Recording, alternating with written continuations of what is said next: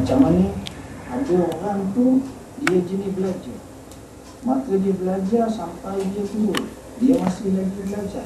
Macam kita bincangkan Ayyub As-Sufyani Abu Tamimah, guru kepada Imam Malik, orang tanya, apa kamu nak kalau Tuhan ambil nyawamu itu? Katanya, aku sedang belajar. Nak masa Allah ambil nyawamu kamu sedangkan ulama besar. Atta bin Abi Rabah menceritakan aku. Atta insyaAllah kita akan bincangkan Atta dalam sejarah sifat daripada ini insyaAllah. Atta bin Abi Rabah berkata, umurnya pada masa itu 90 tahun. Dia kata, waditu an uhsin al-Arabiyyah. Aku bercita-cita supaya aku ni faham baik dari segi bahasa. Kenapa dia tak baik lagi? Maknanya di situ dia mahu lagi lebih baik, lagi lebih baik. Ada usaha tak lagi. Begitu juga kita tengok dalam bidang ini. Orang yang seperti sentiasa baca Quran. Cuba kita renung dalam hidup kita. Kali keberapa kali terakhir kita pegang mushaf? Alangkah beruntungnya orang yang boleh pegang mushaf setiap hari sekali. Hari apakah, waktu apakah yang terakhir dia apa namanya pegang Al-Quran. Sebab itu orang soleh zaman dulu, kalau dia temu antara satu sama lain, dia cakap, contoh tadi kita yang kita tadi jangan aku dah baca. Aku dah baca tadi semangat malam dah bila lama dah share. Orang mati tak ada. Kamu ni nak semua orang mati dulu nak baca. Saya patutnya dia baca tiap-tiap hari Quran. Begitu juga dalam acara ibadat yang lain. Ibadat yang lain. Artinya istiqamah ini adalah kunci. Biasanya orang yang beribadat kepada Tuhan, inilah sasaran utama para iblis dan syaitan untuk nak menguji manusia. Dia akan cuba sedaya upaya supaya manusia tidak boleh berada atas landasan untuk ibadat kepada Tuhan. Dia akan cuba sedaya upaya dengan sungguh-sungguh. Dia akan cuba, dia tak akan buat macam biasa. Dia akan cuba juga supaya kita akan berpatah daripada perjalanan Islam.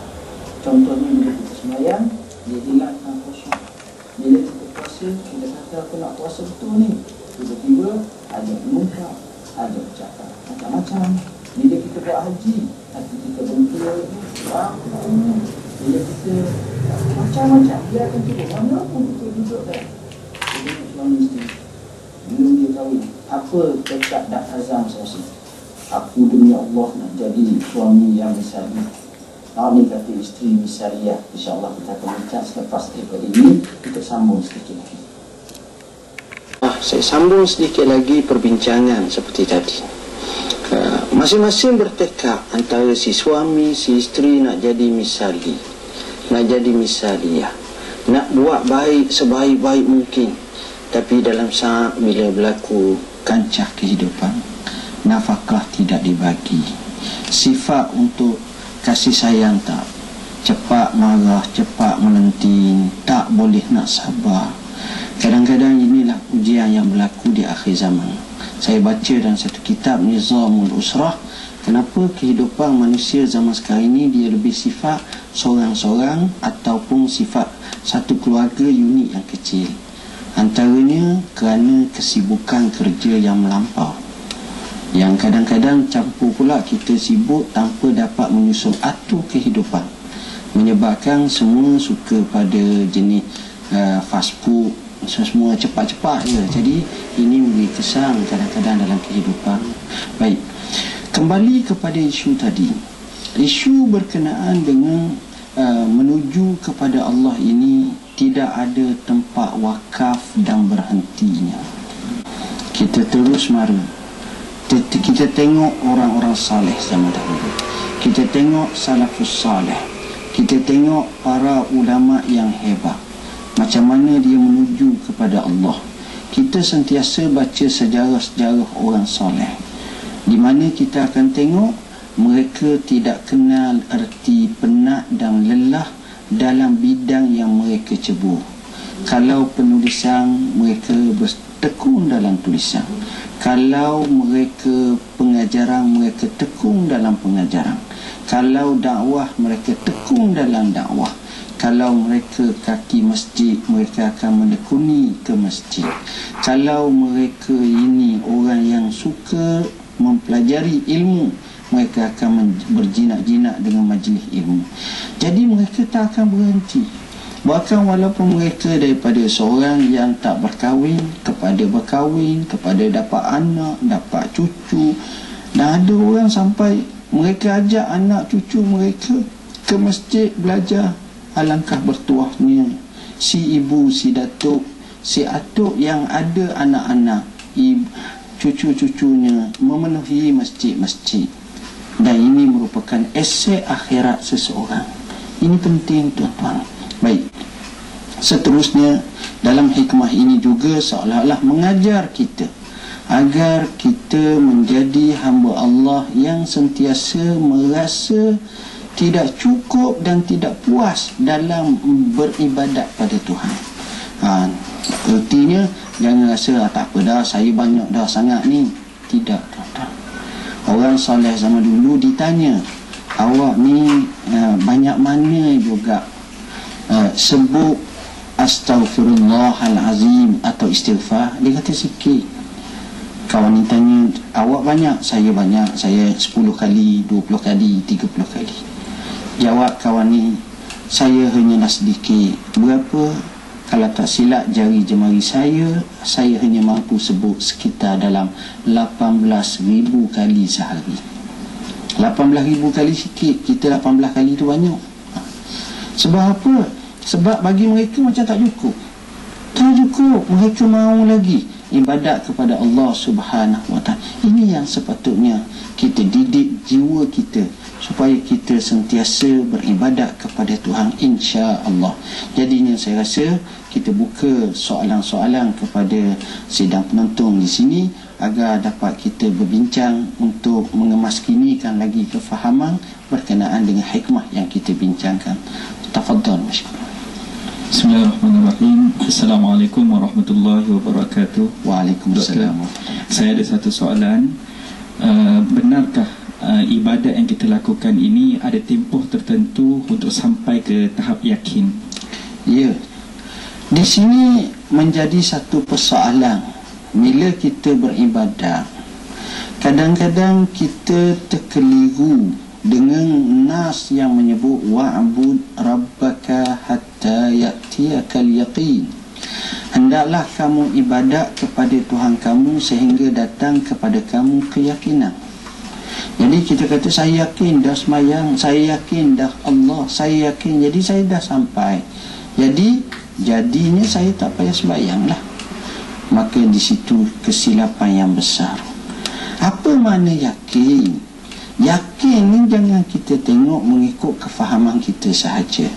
Maka kita tengok kefahaman yang sebenar ditafsirkan oleh ulama-ulama mufassirin. Yakin nas itu mereka semua sepakat menyatakan maknanya kematian. Artinya awak ibadatlah kepada Tuhan sampai awak menghembuskan nafas yang terakhir. Selama mana nyawa di kandung badan, macam itulah. Jadi kalau kita dah sampai kepada tahap ni, saya terlepas dah. Jadi seolah-olah raf'ut takalif, maka di situ berlaku satu kefahaman yang silap. Dan ini yang kita bimbang. Bila kita nampak dah, faham dah, yakin dah, sampai dah kepada martabat yang cukup tinggi, orang lain tak akan sampai kecuali kita, maka di sini wal iyaz billahi min zalik, kita telah menyalahi. Sebab itu ulama buat kenyataan. Kalau kamu tengok seorang boleh terbang di udara, seorang boleh berjalan atas air, jangan kamu ikut dia dan percaya kat dia, kecuali dia memang benar-benar mengikut dan menepati Quran, menepati sunnah Rasulullah sallallahu alaihi wasallam. Kita baca banyak kali apa yang disebut oleh Syekh Juni Al-Baghdadi Abul Qasim. Apa kata Juni Al-Baghdadi Abul Qasim? Dia kata antara lain, semua jalan menuju kepada Allah tertutup, kecuali hanyalah jalan mengikut sunnah Rasulullah sallallahu alaihi wasallam. Jadi bila kita tengok macam mana Nabi daripada terima wahyu sampailah kepada kemangkatannya atau kewafatannya, baginda sallallahu alaihi wasallam tak pernah tinggal solat. Baginda kuat solat malam, baginda kuat melaksanakan ibadat. Jadi kalau baginda, takkanlah baginda sallallahu alaihi wasallam tidak mendapat mencapai tahap yakin. Bahkan dialah seyakin manusia, sekuat iman manusia, sehebat manusia, yang menjadi qudwah uswah kepada kita semua untuk mengikutnya.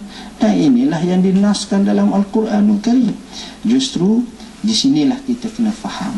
Belajarlah sungguh, belajarlah dengan guru-guru, belajarlah macam mana pun, sehingga kita belajar bukan sampai kepada tahap kita tak payah lagi ibadat.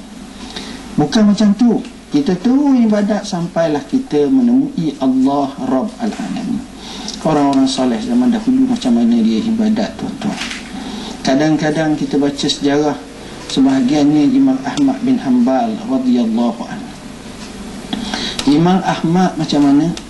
Tak kala dia dipukul, pensang dalam fitnah khalqil Quran, mempertahankan Quran. Bila dia jaga soalan yang pertama yang dia tanya apa dia? Jaga sedar daripada pensang ni, apa yang dia tanya? Kadang-kadang ada orang kalau dia pensang, dia sakit, dia uzur, dia tanya saya di mana? Dia akan tanya macam tu. Saya hidup tak lagi ni? Dia akan tanya. Baik, Imam Ahmad bin Hanbal dia tak tanya saya. Dia tak tanya saya, dia tak tanya abah, dia tak tanya mak, dia tak tanya keluarga, dia tak tanya apa. Tapi dia tanya, sudah masuk tak waktu solat? Tuan-tuan, sudah masuk tak waktu solat? Sebab itu kita musafir, kita solat. Awal musafir, sampai nak jamak takdim ke, jamak takhir ke, capur dengan qasar, maka itu ada kemudahan, rukhsah yang Allah bagi. Kita boleh laksanakan, tak ada masalah. Tapi solat, saya bercita-cita nak tengok sekali, kalau bolehlah, akan ada sebahagian daripada kereta yang berhenti tepi jalan sangat, tak bolehlah kat tempat yang boleh berhenti sungguh lah, di mana ada 2-3 orang apa sejadah dia duduk semayang. Kita akan tengok pemandangan macam tu. Tengah semayang, dia padat tak semayang dalam ibadat Allah kata. Kalau kita boleh tengok macam itu, kita kata damailah ya Allah. Dan inilah orang yang akan bahagia. Sebab apa? Sebab hayya 'alas salah membawa kepada hayya 'alal falah. Ini janji Tok Bila duk azan, tak ada seorang pun argue kata Tok Bila salah tu, tak ada hayya. Tak ada, terima semua. Dan ini yang diajarkan. Jadi kalau macam itu, kita akan dapat cara yang baik, insya-Allah. Saya ingat soalan seterusnya ada pun. Bismillahirrahmanirrahim. Ya. Assalamualaikum Ustaz. Waalaikumsalam. Saya menanyakan satu soalan. Apakah rintangan dan ujian dalam beribadat? Ya. Dalam ibadat pun ada rintangan, dalam ibadat pun ada ujian. Al-Imam Al-Ghazali rahimahullahu ta'ala dalam banyak buku, antaranya Minhaj Al-Abidin, termasuk mungkin Ihya Ulumuddin, ada menyebutkan bahawa di sana ada aqabat, ada rintangan-rintangan. Kita nak menuju pada Tuhan ni banyak rintangan. Contohnya bila kita nak semayang di masjid, kalimah tu kita sebut tak sampai 5 saat semayang di masjid, sekejap saja. Tapi kalimah yang kita sebut nak semayang di masjid, berapa orang boleh pergi ke masjid? Berapa orang boleh pergi ke masjid? Setiap waktu imam bila pun. Tapi kalau hari cuti tak pergi juga kot. Kadang-kadang lah, malu. Tak apa, dah dia pergi tak mudah. Maksud saya ialah, kita kata rintangan tu banyak. Lalu diberi contoh. Semayang di masjid ni contoh. Pertama, orang tu tak semayang. Syekh, jom semayang masjid. Bumi Allah luas kan Syekh, di mana-mana boleh. Tengok satu, tu pakai nak gitu pula. Yang kedua jawab pula, nanti ya dulu. Nanti, jawapan nanti. Bila tak tahu tak nanti. Orang macam ni kalau suruh nanti, masa dia ajak makan, nanti ya dulu. kita makan dah, nanti dulu dia tu, biar dia lapar. Mana boleh nanti tu. Kan lapar, sebagaimana lapar jasadi, lapar ruhi juga patut kena jaga, kena beri satu macam. Yang ketiga, bila dah ada azan nak pergi juga ni, dia kata tak apa, waktu semayang ni dari segi pekohnya muasak luah, lagi lawak tak apa je. Tengok tu cara tu,